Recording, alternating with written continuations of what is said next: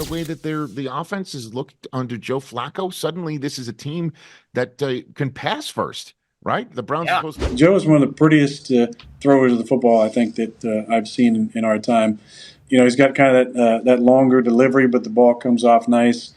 You watch what Coop did in the game. I mean, he was fantastic. 265 yards receiving is ridiculous. But well, guys, I know I've been talking about the Cleveland Browns a ton as of late, but why not continue to ride the hype train? Because there's always new stuff to talk about. And in my last video, I kind of rushed through everything and talked a little bit about the win over the Texans. So in this video, I want to get way more into detail on things from the Dhop injury all the way to Amari Cooper's historic day. But before I begin, I would really appreciate it if you would drop a like and subscribe. It only takes 5 seconds, plus you can always change your mind. And your support truly does mean the world. Alright, so to start out, what a time it is to be alive right now. I was watching First Take, and Jeff Saturday put the Browns on his top 5 NFL teams list. It's always crazy seeing the Browns get some media respect, but to be completely honest, they really are playing like a top 5 team right now, thanks to the historic defense and the resurgence of Joe Flacco. And if you remember, the Browns also beat the 1 and 2 seeds in the power rankings earlier this year in Baltimore and San Francisco. But watching the Ravens last night was really a wake-up call for the rest of the league, but we also have to remember that they beat an NFC team, and my theory is that because of how different guarding Lamar is as opposed to other QBs in the league, since the NFC doesn't see him a lot, they don't know what to do, because teams like the Browns, Steelers, and even Bengals can for the most part contain him.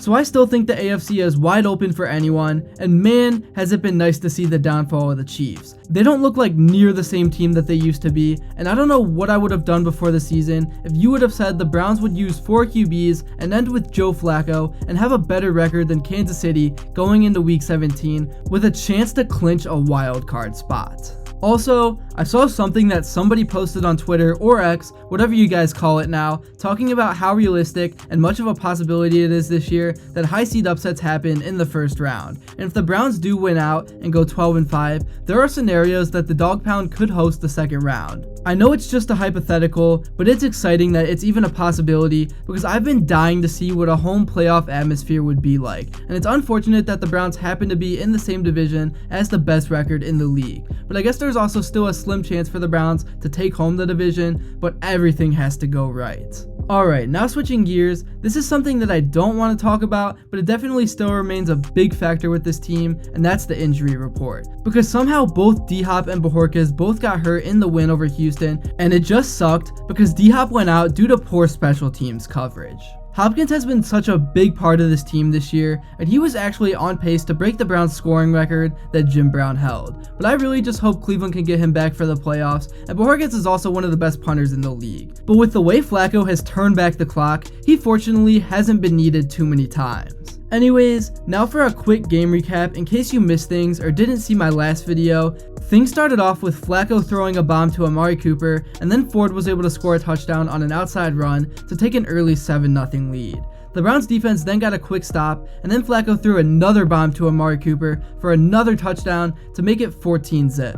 Pierce then returned the following kickoff to the house to make it 14-7, and Dhop got hurt on that play, which will really suck if it's serious. Anyways, that was really it for Houston scoring wise until garbage time, and Njoku had a touchdown, and the Browns actually went for 2 since Dhop was out, and DTR was able to walk it right in. After halftime, Cooper had another 7-yard touchdown to make it 28-7, and then things were pretty much over from there. The Texans did make a little bit of a comeback, which made Stefanski nervous, so Flacco and Cooper subbed back into the game, but it was too little too late for Houston, and they didn't have enough in the tank to make a comeback. Alright, now for Amari Cooper.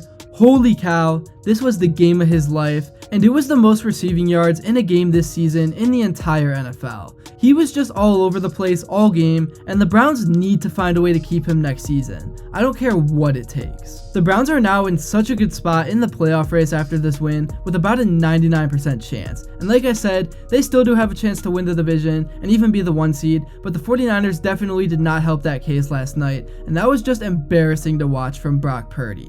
As for the defense, they had another basically shutout game. The kick return wasn't their fault, and then all the other scoring was in garbage time. So this historic defense proved to be dominant again, and as much as I don't want to jinx things, with the defense they have, the Browns can compete with anyone, so the Super Bowl isn't out of the picture. And this unit is one of the only ones in the league that I think can contain Lamar, and if holdings were called properly, they really would be able to stop him. Anyways, besides the special teams injuries and whatever may have happened to DTR, this team is starting to get a little bit more healthy as we approach the playoffs, mainly at offensive line, and this is huge, because obviously Joe will be more comfortable when he has more time in the pocket, and even on plays when there is pressure, he's shown the ability to make elite plays. Yes, elite. There was quite a few he made in that Texans game that made you think he was still in his early 20s. In terms of the upcoming Jets game, Cleveland is going to have to be locked in and ready to go because it's of course coming off a short week, and New York has shown to be a team of fighters, especially last game in their comeback against Washington.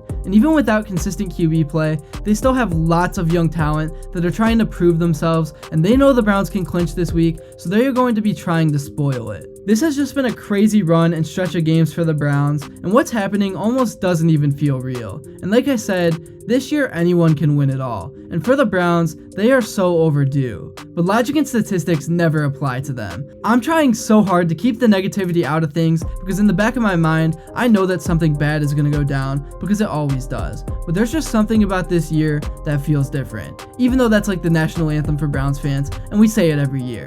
But I've just never seen the players on this team be so together and all in, and it's showing on the field. That's really all I have to say for this video. Thank you all so much if you made it to this point, and if you enjoyed and haven't yet, make sure to drop a like and subscribe because your support really does mean everything. Also, with the NFL playoffs just 3 weeks away, there is so much to talk about across the league, so let me know what you would like to see next, and also, let me know your record predictions for the rest of the season for Cleveland. And until next time, I will see you all later.